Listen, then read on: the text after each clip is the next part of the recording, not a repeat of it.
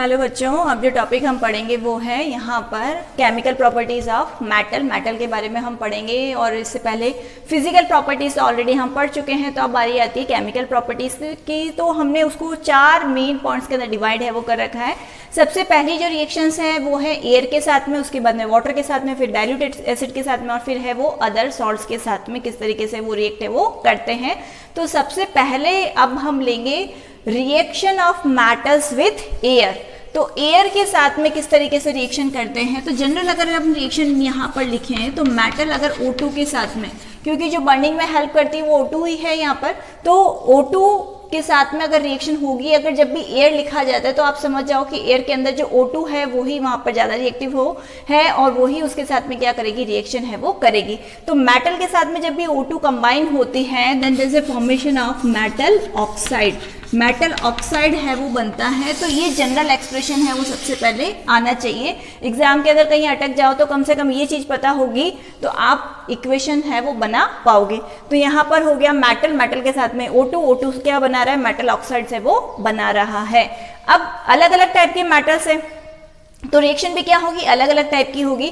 तो वहां पर कोई होगा बहुत विग्रसली रिएक्शन करते हैं, बहुत फास्ट रिएक्शन करते हैं, कोई है वो फायर भी कैच कर सकते हैं, और कुछ ऐसे होंगे जो रिएक्शन है वो बहुत करते ही नहीं है, जैसे गोल्ड है, सिल्वर है। इनको हाई से हाई टेम्परेचर पर भी अगर वहां पर रिएक्शन करवाना चाहो तो भी वो ऑक्सीजन के साथ में रिएक्शन है वो नहीं करते हैं। तो यहाँ पर सबका मेटल का नेचर क्या है, थोड़ा थोड़ा अलग है, इस वजह से वहां पर रिएक्शंस भी हमको क्या मिलेंगी, अलग है वो मिलेंगी।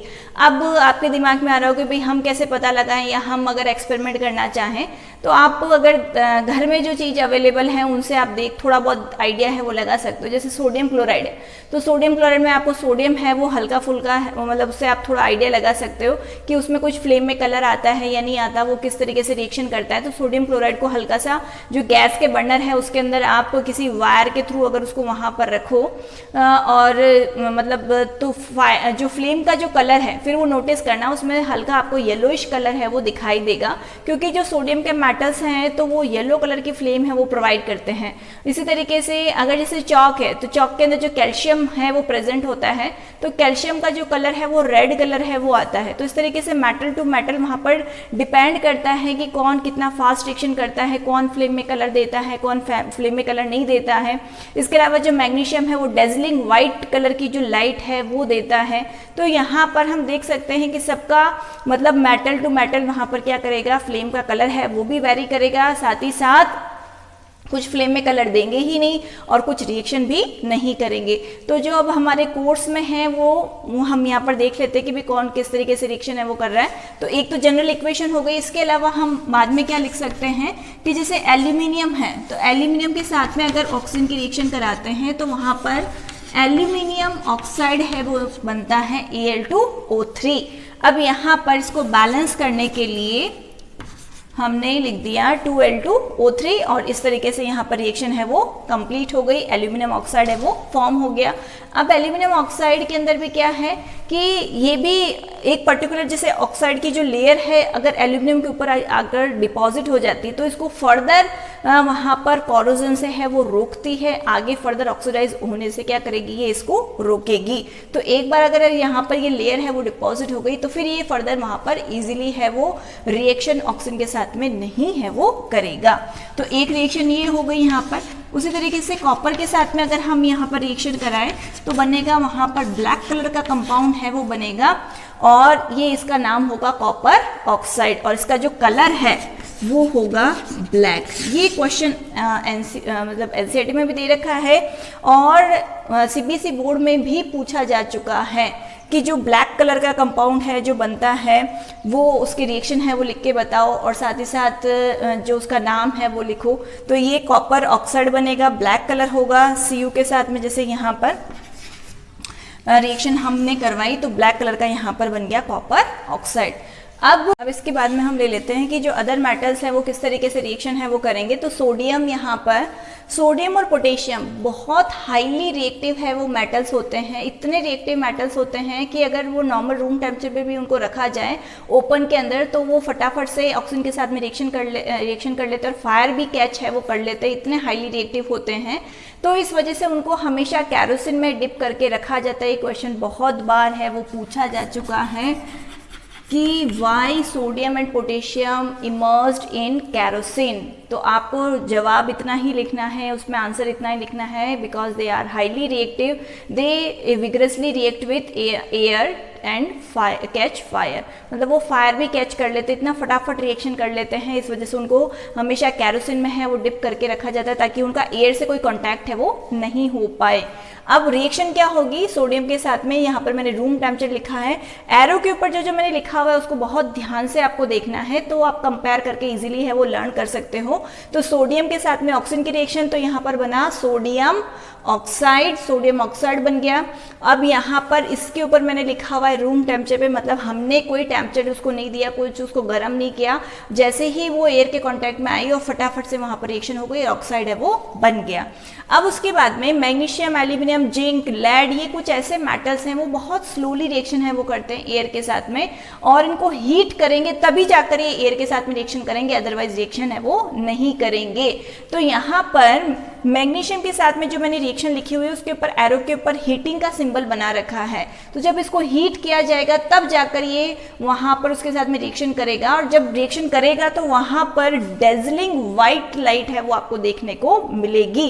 तो ऐसा क्या होता है कि भाई वो इतना स्लो रिएक्शन करते हैं, तो इसके पीछे रीजन ये है कि उसके ऊपर एक वहां पर एयर जो क्या करती है, प्रोटेक्टिव लेयर है वो बना देती है, जिसकी वजह से क्या होता है कि वो एयर के साथ में है या ऑक्सीजन के साथ में रिएक्शन की जो स्पीड है वो क्या हो जाती है, उनकी कम हो जाती है। जब उसको मैग्नीशियम रिबन को अगर हम मतलब रब करते हैं, रब करने के बाद में जो ऑक्साइड की लेयर है वो हट जाती है, तब वो फटाफट से रिएक्शन कर लेगा। पर अगर वहां पर वो काफी लॉन्ग टाइम से पड़ा हुआ है और उसके बाद में अगर हम इसको रिएक्शन कराना चाहें तो थोड़ा सा टाइम है वो लग सकता है, उसको जब हीट करेंगे तब जाकर वो वहां पर क्या होगा, डेजलिंग व्हाइट लाइट है वो शो करेगा और रिएक्शन है वो करेगा। अब उसके बाद में यहाँ पर हम जिंक ले लेते हैं, तो जिंक को जब हम देखेंगे यहाँ पर तो स्ट्रॉन्ग हीटिंग है वो मैंने लिख रखा है। स्ट्रॉन्ग हीटिंग का मतलब काफ़ी देर तक उसको हीट अगर हम करेंगे तो एक ब्लू कलर की फ्लेम है उसके साथ में यहाँ पर वो जलेगा और यहाँ पर प्रोडक्ट बनेगा जिंक ऑक्साइड।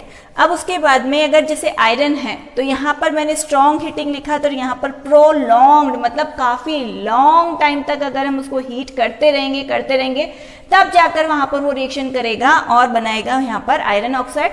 और यहाँ पर ये जो ऑक्साइड बन रहा है उसको फॉर्मूला होगा Fe3O4। अब ये Fe3O4 क्या है, यहाँ पर कॉम्बिनेशन होगा, मतलब कुछ यहाँ पर मॉलिक्यूल्स हैं, कुछ कंपाउंड्स हैं वो आयरन ऑक्साइड के भी बनेंगे और कुछ फेरिक ऑक्साइड के भी बनेंगे, उन दोनों के कॉम्बिनेशन से वहाँ पर बन रहा है Fe3O4। ठीक है, तो ये कुछ रिएक्शंस थी जिसमें आप पता लगा सकते हो कि भाई कौन कितना फास्ट रिएक्शन कर रहा है, कौन कितना स्लो कर रहा है, तो क्यों कर रहा है, क्या रीजन है उसके हो सकते हैं। अब उसके बाद में जो क्वेश्चन यहाँ पर मैंने कहा था कि एक तो सोडियम पोटेशियम वाला बनता है, इसके अलावा एक डेजलिंग व्हाइट वाला बनता है, एक जो आंचल करके जो गर्ल है उसने भी मेरे से एक क्वेश्चन है वो पूछा था। तो ये रिएक्शन यहाँ पर ये रीजन भी यहाँ पर लिखा हुआ है क्योंकि उनके ऊपर एक ऑक्साइड की लेयर है वो बन जाती है, प्रोटेक्टिव लेयर बन जाती है, जिसकी वजह से वो रिएक्शन है वो फटाफट नहीं कर पाते हैं, उनको हीट करना पड़ता है तब जाकर वो रिएक्शन है वो करेंगे। बाकी के केस में भी लिखा हुआ है कि जैसे जिंक है तो उसको बहुत मतलब जैसे स्ट्रॉन्ग हीटिंग करनी पड़ेगी, आयरन है तो काफी लॉन्ग टाइम तक हीटिंग है वो करेंगे तब जाकर वो रिएक्शन है वो करेंगे। अब उसके बाद में यहाँ पर हम ले लेते हैं कि ये जो ऑक्साइड्स जो बन रहे हैं उनका नेचर है वो कैसा होगा, क्योंकि इसके ऊपर भी क्वेश्चन है वो आता रहता है कि अगर जैसे सोडियम हाइड्रोक्साइड, पोटेशियम हाइड्रोक्साइड्स हैं, ऑक्साइड्स हैं, तो इनके जो इन मेटल के ऑक्साइड्स का नेचर है वो बेसिक होता है। और जनरली मगर मेटल ऑक्साइड्स की अगर हम बात करें तो अधिकतर जनरल कहा जाए तो बेसिक होंगे, पर कुछ एक्सेप्शंस जैसे कि केमिस्ट्री है तो वो फुल ऑफ एक्सेप्शंस है यहाँ पर। तो अगर हम सोडियम ऑक्साइड अगर मैंने यहाँ पर लिया और इसके साथ में अगर हमने इसकी रिएक्शन कराई वाटर के साथ में, तो यहाँ पर बनेगा सोडियम हाइड्रोक्साइड है वो बनेगा। और सोडियम हाइड्रोक्साइड का जो नेचर है वो कैसा होता है, बेसिक होता है।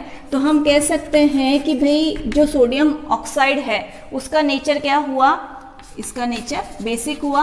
प्रूफ कैसे, मतलब कैसे प्रूफ कर सकते हैं, क्योंकि वाटर के साथ में रिएक्शन करने पर बेसिक या फिर जो एल्कलाइन सॉल्यूशन है वो हमको मिल रहा है, इस वजह से इसका नेचर क्या हो गया, बेसिक है वो हो गया। रिएक्शन है वो बैलेंस करने पर ये बन जाएगी रिएक्शन। अब उसके बाद में उसी तरीके से पोटेशियम हाइड्रोक्साइड है तो वो भी कैसा होगा, बेसिक होगा। अब उसके बाद में हम ले सकते हैं एम्फोटेरिक। ये क्वेश्चन भी बहुत बार है वो पूछा गया है कि मेटल के कुछ ऑक्साइड्स हैं वो क्या होते हैं, एम्फोटेरिक होते हैं, मतलब दोनों के जैसे बिहेव करते हैं। मतलब यहाँ पर वो एसिडिक बिहेवियर भी शो कर सकते हैं और बेसिक बिहेवियर भी शो कर सकते हैं। तो यहाँ पर मैं ब्रैकेट में लिख रही हूँ एसिडिक प्लस बेसिक, ये दोनों ही नेचर है वो शो करेंगे। ऐसे ऑक्साइड्स को हम क्या कहेंगे, एम्फोटेरिक है वो कहेंगे। क्या एग्जाम्पल हो सकते हैं, जैसे एल्यूमिनियम का जो ऑक्साइड है वो हो सकता है, जिंक का ऑक्साइड हो सकता है। तो एल्यूमिनियम का अगर हम लें यहाँ पर, तो एल्यूमिनियम ऑक्साइड प्लस HCl, तो यहाँ पर बनेगा AlCl3 प्लस H2O। रिएक्शन मैंने बैलेंस नहीं किया है, तो Al2O3 plus HCl gives us AlCl3 plus H2O। तो ये रिएक्शन हमने किसके साथ में कराई, HCl के साथ में कराई, मतलब एसिड के साथ में कराई। तो पहली रिएक्शन एसिडिक यहाँ पर शो कर रही है, एसिडिक मतलब यहाँ पर जो एसिड के साथ में विथ एसिड, और नेक्स्ट हम ले लेते हैं विथ बेस। बेस के साथ में Al2O3 प्लस सोडियम हाइड्रोक्साइड, मतलब बेस हो गया ये। अगर उसके साथ में हम रिएक्शन कराएंगे तो यहाँ पर बनेगा sodium Meta aluminate plus H2O। तो सोडियम मेटा एल्यूमिनेट बन गया। तो यहाँ पर ये दोनों के साथ में रिएक्शन कर रहा है, एसिड के साथ में रिएक्शन भी कर रहा है और बेस के साथ में भी रिएक्शन कर रहा है। इसका मतलब है कि इसका नेचर कैसा हो गया, एम्फोटेरिक हो गया। तो जो भी दोनों के साथ में रिएक्शन अगर कर सकते हैं, एसिड के साथ में और बेस के साथ में, तो ऐसे जो ऑक्साइड्स हैं उनको हम क्या कहेंगे, वहाँ पर एम्फोटेरिक है वो कहेंगे। इसी तरीके से जो जिंक ऑक्साइड है तो उसकी रिएक्शन भी आप बता सकते हो, इसको भी लिख लेते हैं हम, कि अगर हम एसिड के साथ में रिएक्शन करा रहे हैं तो यहाँ पर बन रहा है जिंक सल्फेट प्लस H2O, और वही यहाँ पर बेस के साथ में अगर हमने रिएक्शन कराई तो यहाँ पर बन गया सोडियम जिंकेट। इसको हम बोलेंगे सोडियम जिंकेट, ठीक है। तो इस तरीके से यहाँ पर हमने देखा कि कुछ जो यहाँ पर मेटल के ऑक्साइड्स होंगे वो बेसिक होंगे, जनरली बेसिक होंगे। कुछ एक दो जैसे मैंने बताया, एल्यूमिनियम हो गया, जिंक हो गया और टिन हो गया, लेड हो गया, तो इनके जो ऑक्साइड्स होते हैं वो क्या होंगे, वहाँ पर जो एम्फोटेरिक है वो नेचर है वो शो करते हैं। एम्फोटेरिक का मतलब जो एसिडिक और बेसिक दोनों टाइप के जो बिहेवियर शो करते हैं उनको हम बोलते हैं एम्फोटेरिक ऑक्साइड। कैसे प्रूव कर सकते हो, थ्रू रिएक्शन है वो प्रूव कर सकते हो, एल्यूमिनियम की रिएक्शन बता सकते हो, या यहाँ पर जिंक ऑक्साइड की रिएक्शन है वो बता सकते हो। तो यहाँ पर कंक्लूजन क्या निकलता है, इसमें से सबसे पहला जो इंपॉर्टेंट क्वेश्चन जो बोर्ड में पूछा गया है, क्योंकि हमें तो उसी हिसाब से प्रिपेयर करना है, तो बोर्ड के पॉइंट ऑफ व्यू से जो क्वेश्चन मैक्सिमम टाइम पूछा गया है, एक तो पूछा गया है सोडियम और पोटेशियम वाला, कि उनको केरोसिन में डिप करके क्यों रखा जाता है, because they are highly reactive, they react vigorously with air and catch fire, ठीक है। तो फर्स्ट क्वेश्चन ये हो गया। मैग्नीशियम है वो व्हाइट लाइट के साथ में जलता है, और वो क्वेश्चन है वो पूछा गया है। इसके अलावा एम्फोटेरिक जो ऑक्साइड्स हैं उसमें से जो एल्यूमिनियम ऑक्साइड है उसका नेचर एम्फोटेरिक होता है। हाउ कैन यू प्रूव, तो आपको रिएक्शन है वो लिख के बतानी पड़ेगी, जिससे आप बता सकते हो कि भाई वो एसिड के साथ में भी रिएक्शन कर रहा है। तो एसिड के साथ में जब रिएक्शन शो करता है, इसका मतलब उसका नेचर कैसा हो गया, बेसिक हो गया, क्योंकि जब ये एसिड के साथ में रिएक्शन कर रहा है तो ये किसके जैसे बिहेव कर रहा होगा, बेस के जैसे, और जब ये बेस के साथ में रिएक्शन कर रहा है तो किसके जैसे बिहेव करेगा, एसिड के जैसे। तो ये इसका एसिडिक नेचर शो कर रहा है, ठीक है। तो इस तरीके से आप यहाँ पर बता सकते हो कि ये कुछ ऑक्साइड्स हैं जो वहाँ पर एम्फोटेरिक नेचर है वो शो करते हैं। तो ये कुछ इंपॉर्टेंट क्वेश्चंस थे जो इस पर्टिकुलर टॉपिक में से है वो पूछे जा सकते हैं। और जो मैंने बताया था आप लोगों को कि भाई यहाँ पर कौन सा मेटल कितने मतलब जैसे कितना फास्ट रिएक्शन करता है वो जरूर एक बार देख लेना। अब इसे कल जो नेक्स्ट हम लेंगे टॉपिक वो होगा reaction of metal with water.